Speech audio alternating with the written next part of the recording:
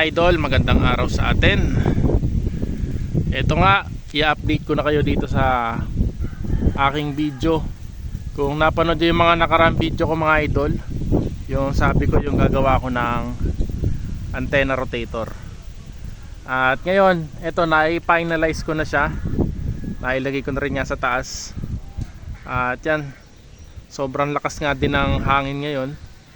At talagang masusubukan yung rotator. Yan, malakas ang hangin ngayon dito mga idol, dito sa Kamsur. At ito yung video mga idol. Bali para to dito sa update yung ginawa ko antenna rotator, kung napanood yung mga nakaraang video ko. At yan, itong rotator na to ay napakasimple, napakamura, at quality na din. Maganda na rin siya, matibay na. Wala pa nga siyang nakita nyo, syempre pan DIY yung ating casing dyan. Yung junction box ang ginamit natin dyan para maprotektahan natin yung motor at yung gear motor. Ayan. At gumawa rin tayo dyan ng bushing or yung sasalo ng bigat ng ating antenna frame or ng bracket at yung bigat ng antenna. Yung bushing ang sasalo, hindi yung ating gear motor, para less stress sa ating motor. At yan, papakita ko sa inyo kung paano to imikot ngayon dito sa taas. Bali yung control ay nasa baba, nilagay ko siya dyan sa baba. At magaan siya, magaan, hindi siya sobrang bigat. Kasi nga itong GI pipe ko na ginamit ay 3/4 lang yan mga idol. Pero nilagyan ko siya ng guy wire. Kung makita nyo, may guy wire siya, suporta sa ating GI pipe. Kasi kung walang guy wire yan, sigurado ay sasayaw-sayaw yan dyan sa taas. At mapapansin nyo yung ating bracket, ano rin siya, dalawa, para yan sa twin Yagi.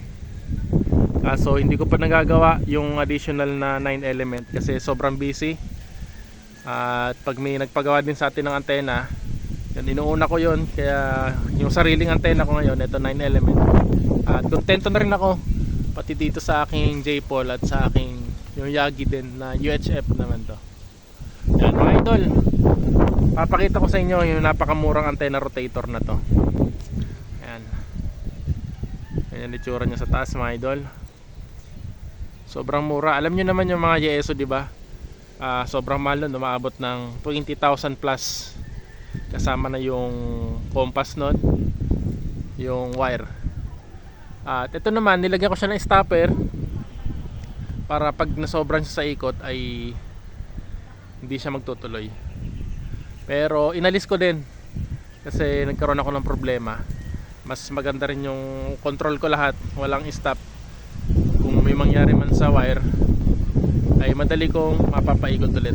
Kasi pag may stopper mga idol, hindi mo na talaga siya mapapaikot kahit anong galaw mo. Hanggang ano lang siya, hanggang 180 degrees lang. Ito 360 yung ikot ng rotator na to.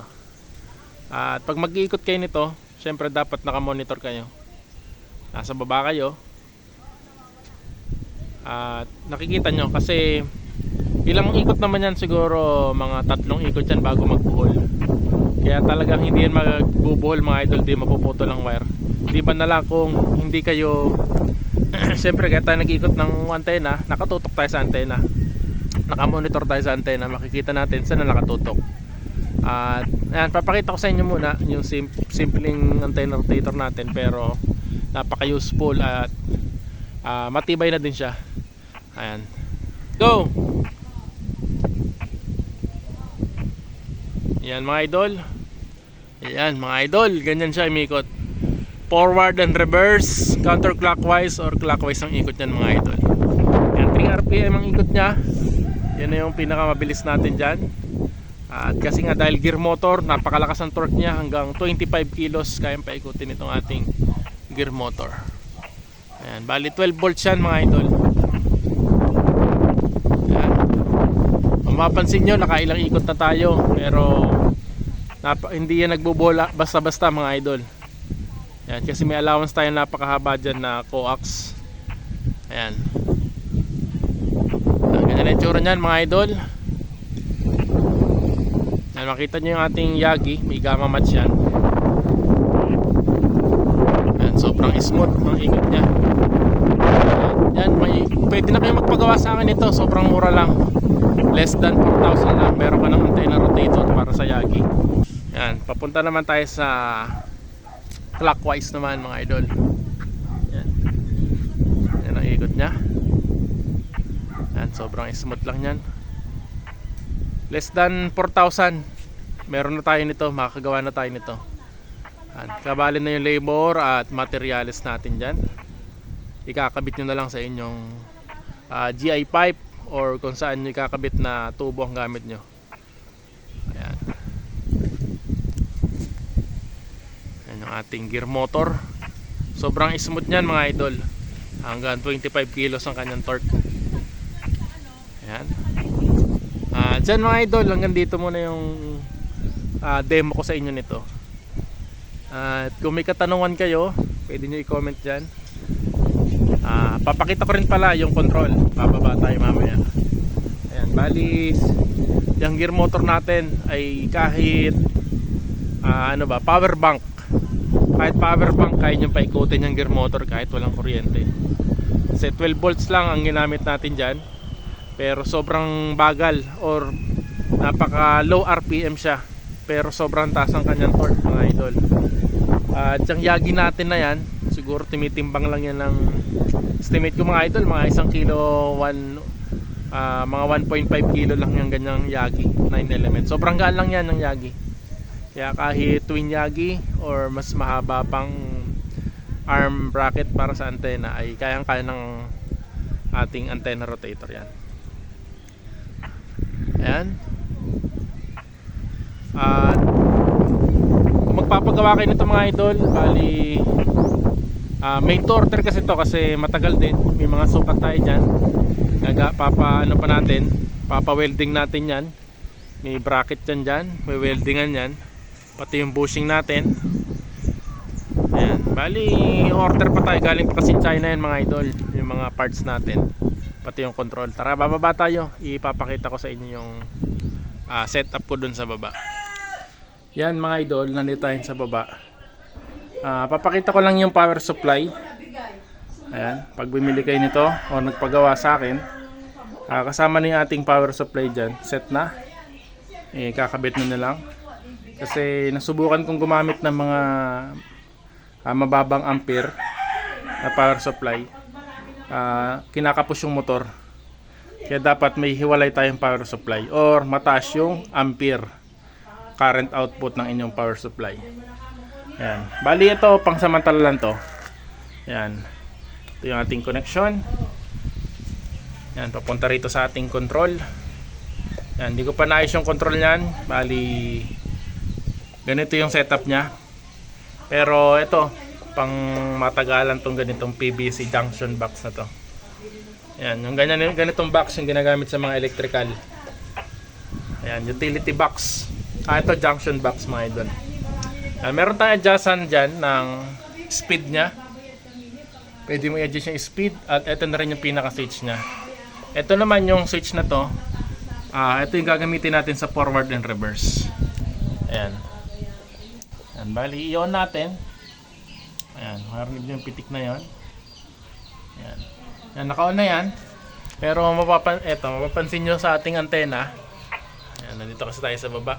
Ayan, di pa siya umiikot. Ayan, papaikutin natin siya. Ayan.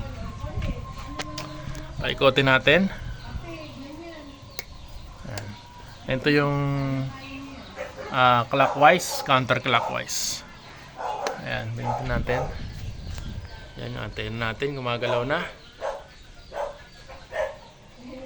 Ayan, 3 RPM lang siya mga idol. Para makuha natin yung pinaka best spot or yung pinaka best na tutok ng ating direction or ating kausap or yung ating ka-modulate. Ayan. Ayan, punta naman tayo sa clockwise.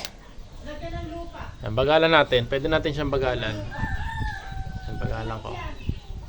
Ayan. Ayan, kung gusto nyo, gapang lang talaga. Ayan, ganyan siya mga idol.